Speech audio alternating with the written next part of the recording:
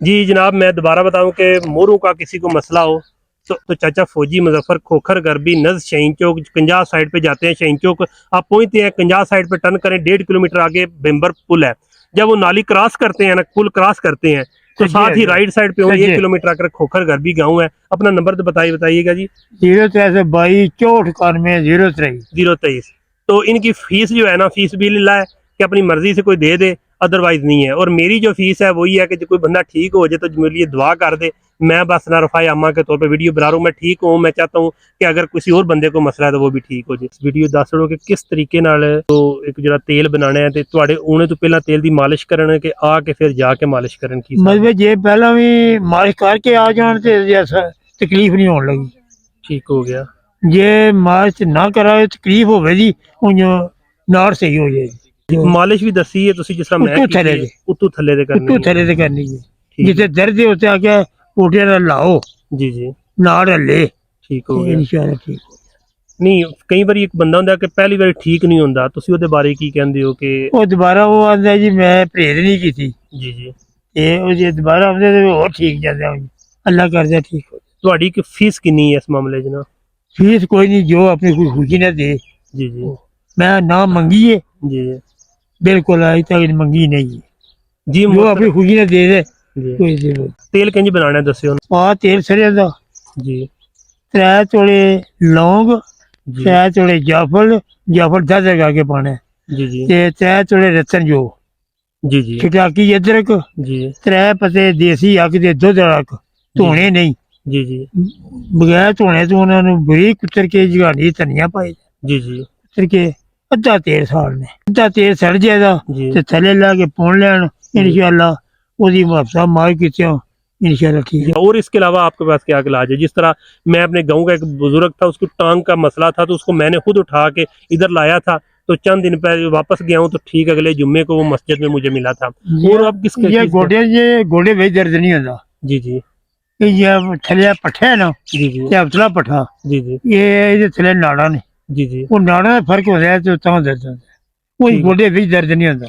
यानी कि गोडे ना वो भी तुसी ठीक कर दियो। जी हाँ। अस्सलाम वालेकुम जनाब, मैं बुजुर्गों के पास आया हूँ तकरीबन 3 माह बाद। और मेरे आने का मकसद यही था कि ज़ाहिर है रमज़ान में रेस्ट रहा हूँ, एक्सरसाइज नहीं थी। और दूसरा सफ़र बहुत ज़्यादा किया इस्लामाबाद का, हर दूसरे तीसरे दिन जाना पड़ा। तो उस वजह से मुझे थोड़ी सी बैक पेन का मसला था, जिसकी वजह से थोड़े से झटके लगते थे तो दर्द होती थी, तो इसलिए मैं दोबारा आया हूँ। मेरा कहने का मकसद ये है कि मैंने वीडियो लगाई थी पहले भी कि जिस तरह पहले बीमार हुआ तो बहुत ही तकरीबन अजियत में रहा, 4 माह 2.5 माह तो बिल्कुल बेड रेस्ट पे था।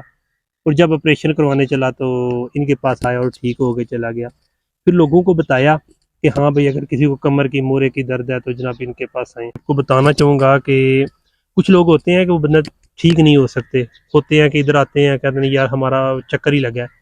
यार मैं एक दुआ के तौर पे कि लोगों को बंदा मसाइल है, अब लोग ऑपरेशन के बाद बेकार हो जाते हैं, या कुछ लोग हैं तकरीबन 2-2 4-4 5-5 साल से मुसीबत में हैं, तो मैं सिर्फ एक दुआ, कोई बंदा बाद में कोई माँ बहन है कोई भी कोई मसले में आता है, कोई ठीक हो जाता है तो कहना अल्लाह तेरा भला करे जिसने ये जिनकी वीडियो देख के गए थे। इसके अलावा मुझे कोई लालच नहीं है। हाँ मैं बुज़ुर्गों के पास आया हूँ दोबारा। और हमारे लोगों की एक और आदत है कि जब तक लोगों को दोबारा रिमाइंडर ना दें, यानी कि जिस तरह का सोशल मीडिया का दौर है, किसी के पास वीडियो थी वो देखी थी हमने चली गई या पता नहीं यार किधर गई है, उस बंदे के पास जाना था, इसलिए मैं दोबारा अपडेट के लिए वीडियो बना रहा हूँ। मज़ीद इनसे पूछते हैं कि आप कोई तजर्बा शेयर करें कि हालिया दिनों में मेरी वीडियो के बाद कुछ लोग आए हैं, कोई ऐसा बंदा जिसके बारे में आप कहना चाहें कि उसकी हालत क्या थी या कोई मसाइल थे।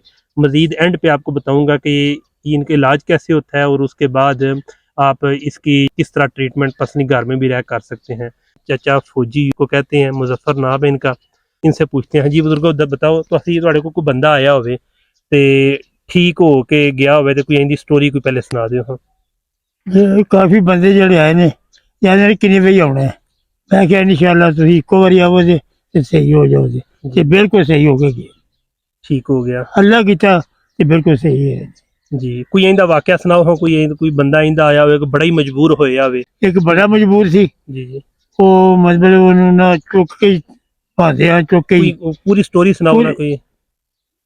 पूरी स्टोरी ये है भाई वो जो पहले दिन आए ने ना ਜੀ ਤੇ ਚੁੱਕ ਕੇ ਅਸਾਂ ਗੱਡੀ ਨੂੰ ਮੰਜੀ ਤੇ ਪਾਇਆ। ਜੀ ਜੀ ਜਿਵੇਂ ਉਹ ਮਤਲਬ ਪਾਇਆ ਤੇ ਉਹਨਾਂ ਨੇ ਨਾਲ ਛੜ ਸਹੀ ਕੀਤੀ ਜੀ ਜੀ ਤੇ ਉਹ ਦੂਜੇ ਹਫਤੇ ਆਏ ਨੇ, ਜੀ ਜੀ ਆਖਿਆ ਮਾਲਿਸ਼ ਕਰੋ। ਜੇ ਜੀ ਦੂਜੇ ਹਫਤੇ ਆਏ ਨੇ ਤੇ ਉਹਨੂੰ ਫੜਿਆ ਨਹੀਂ, ਜੀ ਚੁੱਕਿਆ ਨਹੀਂ, ਉਹਨੂੰ ਫੜ ਕੇ ਲਿਆਂਦਾ। ਜੀ ਜੀ ਤੀਜੇ ਹਫਤੇ ਆਏ ਨੇ ਜਾਂਦੇ ਨੇ ਜੀ, ਬਜ਼ੁਰਗੋ ਮੈਂ ਤੀਜੇ ਦਿਨ ਮਸਜਿਦ ਜਾਣਾ ਹੈ। ਠੀਕ ਹੋ ਗਿਆ। ਮੈਂ ਠੀਕ ਹੋ ਤੁਰ ਕੇ ਮਤਲਬ ਆਏ ਨੇ, ਮੰਜੀ ਤੇ ਆ ਕੇ ਬੈਠੇ ਨੇ। ਤੇ ਉਹਦੇ ਲਈ ਮੈਂ ਨਾ ਬੜੀਆਂ ਦਵਾਈਆਂ ਦੇਣਾ ਆ, ਮੇਰਾ ਕੋਈ ਸਿਗਰ 2 ਮਹੀਨੇ ਮੰਜੀ ਤੇ ਪਾਸਾ ਨਹੀਂ ਪਰਤਾ। ਤੁਸੀਂ ਨਾ ਇੱਕ ਮੈਨੂੰ ਅੱਗੇ ਹਫਜ਼ਾਬਾਦ ਦੀ ਸਟੋਰੀ ਸੁਣਾਈ, ਉਹ ਸਟੋਰੀ ਦੱਸੋ ਕੀ ਹੋਇਆ ਸੀ ਬੱਚੀ ਨੂੰ ਜਿਹੜਾ ਨਾ।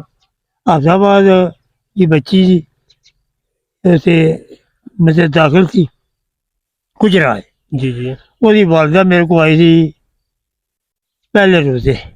ਜੀ ਉਹਨਾਂ ਨੇ 5 ਰੋਜ਼ੇ ਮੇਰੇ ਕੋਲ ਉਹਨਾਂ ਫੋਨ ਕੀਤਾ। ਉਹਨਾਂ ਕਿਹਾ ਬੱਚੀ ਜਿਹੜੀ ਹੈ ਡਾਕਟਰ ਆਪਰੇਸ਼ਨ ਦੱਸਦੇ ਨੇ, ਆਂਦੇ ਨੇ ਜੀ ਜਲਦੀ ਜਲਦੀ ਆਪਰੇਸ਼ਨ ਕਰਾਓ। ਜੀ ਉਹ ਆਂਦੀ ਅਸਾਂ ਆਪਰੇਸ਼ਨ ਨਹੀਂ ਕਰਾਉਣਾ। ਮੇਰੇ ਨਾਲ ਫੋਨ ਕੀਤਾ ਨੇ, ਮੈਂ ਕਿਹਾ ਮੈਂ ਘਰ ਹਾਂ। ਜੀ ਆਂਦੇ ਨੇ ਉਹ ਜਿਹੜਾ ਨੁਕਸ ਮੇਰਾ ਸੀ ਉਹ ਨੁਕਸ ਹੈ।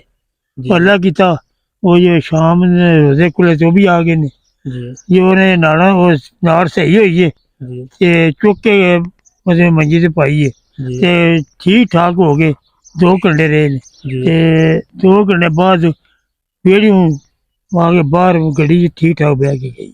ਜੀ ਬਿਲਕੁਲ। ਕੁਝ ਬੰਦੇ ਨੇ ਕਿ ਜਿਹੜੇ ਤੁਹਾਡੇ ਕੋਲ ਆਏ ਨੇ ਲੇਕਿਨ ਠੀਕ ਨਹੀਂ ਹੋ ਗਏ, ਉਹ ਆਂਦੇ ਨੇ ਕਿ ਸਾਨੂੰ ਇਹ ਵੀ ਪ੍ਰੋਬਲਮ ਹੈ। ਉਹ ਪ੍ਰੋਬਲਮ ਇਸ ਤਰ੍ਹਾਂ ਕੋਈ ਇhtiyat ਨਹੀਂ ਕਰਦੇ। ਇhtiyat ਹੈ ਮੋਟਰਸਾਈਕਲ ਦੀ ਇhtiyat ਹੈ, ਰਿਕਸ਼ੇ ਦੀ ਵੀ ਇhtiyat ਹੈ, ਵਜ਼ੇ ਚੁੱਕਣੇ ਦੀ, ਪੌੜੀਆਂ ਚੜ੍ਹਨੀਆਂ। ਠੀਕ ਉਹ ਹੋ ਬੰਦੇ ਗਿਆ। ਜਿਹੜੇ ਨੇ ਆਉਂਦੇ ਨੇ, ਕਾਫੀ ਬੰਦੇ ਨੇ ਜਿਹੜੇ ਆਉਂਦੇ ਨੇ ਸਾਡੀ ਰਿਹਾਇਸ਼ ਉੱਤੇ। ਜੀ ਜੀ ਉਹ ਤਾਂ ਮੇਰੀ ਵੀ ਆਈ ਹੈ ਨਾ, ਮੈਨੂੰ ਵੀ ਤਾਂ ਅੱਜ ਮਸਾਇਲ ਹੈ ਜਾਂ ਮਤਲਬ ਕਾਫੀ ਬੰਦੇ ਨੇ ਜਿਹੜੇ ਆਉਂਦੇ ਨੇ ਸਾਡੀ ਰਿਹਾਇਸ਼ ਉੱਤੇ, ਅਸੀਂ ਮਜਬੂਰ ਹਾਂ। ਠੀਕ ਹੋ ਗਿਆ ਜੀ मोहतरम। आजकल ना कारोबार बड़े चल रहे हैं, बहुत ज़्यादा लोग कारोबार कर रहे हैं। अपना मोबाइल निकालें। मैं आपको बताऊं कि ये बुजुर्ग हैं, जिस तरह मोरों का दर्द है पूरे पाकिस्तान में हर 10वें बंदे को ये मसला बन रहा है। अगर बुजुर्गों की फीस होती ना तो कोई इस तरह की नौसरबाजी होती कि ये दर्द वगैरह ठीक करते हैं, तो ये वाला फ़ोन ना रखा होता। मैंने बार बार कहा है कि आप फ़ोन बदल लें। व्हाट्सअप पर हैं, लोग बैरून मुल्क से भी कॉल करते हैं, लोगों को मसला होता है जो है, तो आंदे ने पुत्र जिन्ने पैसे ने उस हिसाब नाल ही मैं कर सकना वा। यह फोन रखे है तो खिदमत हलक के तौर पर कर रहे हैं। तो मेरा वीडियो बनाने का मकसद है ये कि अगर कोई बंदा कमर दर्द की मसले च दुचार है, ऑपरेशन कहता है, भीमा को जाते हो, पहलवाना को जाते हो, तो उदू बेहतर है कि जनाब तुसी चाचा फौजी ना है, चाचा फौजी मुजफ्फर खोखर गरबी शाहीन चौक जरा GT रोड जाता है लाहौर तो इस्लामाबाद, शाहीन चौक तो तुसी 50 रोड ते टर्न करना में 1.5 किलोमीटर के बाद पुल आवेगा, पुल जा क्रॉस करना नाल ही सज्जियां हो जाओ दे। ठीक 1 किलोमीटर अगे पिंड है खोखर गरबी। खोखर गरबी आके जनाब फौजी मुजफ्फर जी फौजी मुजफ्फर तो तुसी आके इन्हां कोल जनाब इलाज कराओ। मैं ना तुहानू ऑपरेशन कराने की जरूरत नहीं पैनी। हाँ एक दफ़ा अगर तुसी नहीं ठीक हो सकते तो दूसरी बार तुसी आओ लाजमी जरा। तो फीस जी है अपनी मर्जी की है, कोई वास्ते कोई लालच नहीं, तुसी हाली हाथी टुर जाओ। अगर सारे ठीक हो तो बंदा भी दिल खुश होंदा कोई अपनी मर्जी ना कोई फीस दे दे। ते मजीद जरा अपना फोन नंबर दस्यो जी।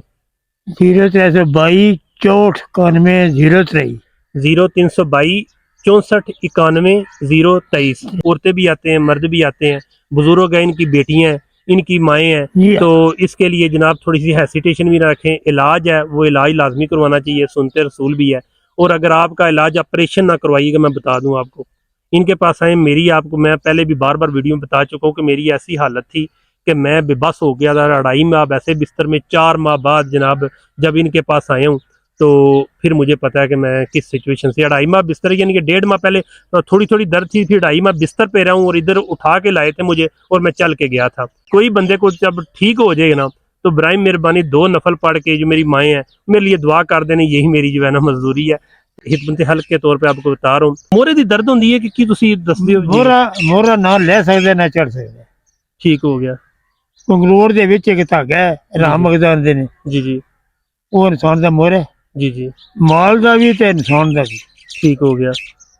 ਇਹ ਇੱਕ ਨਾੜ ਹੁੰਦੀ ਏ, ਨਾੜੇ ਨਾੜ ਚੜਦੀ ਏ, ਉਹ ਜੇ ਖੂਨ ਬੰਦ ਹੁੰਦਾ ਨਾ ਪੱਠੇ ਦਾ ਜੀ ਜੀ, ਤੇ ਉਹ ਪੱਠੇ ਦੇ ਖੂਨ ਲੱਗਦਾ ਉਹ ਵਜ਼ਨ ਨਹੀਂ ਚੁੱਕਦਾ। ਯਾਨੀ ਕਿ ਮੋਹਰਾ ਨਹੀਂ ਲੈਂਦਾ, ਨਾੜ ਫਸਦੀ। ਨਾੜ ਫਸਦੀ।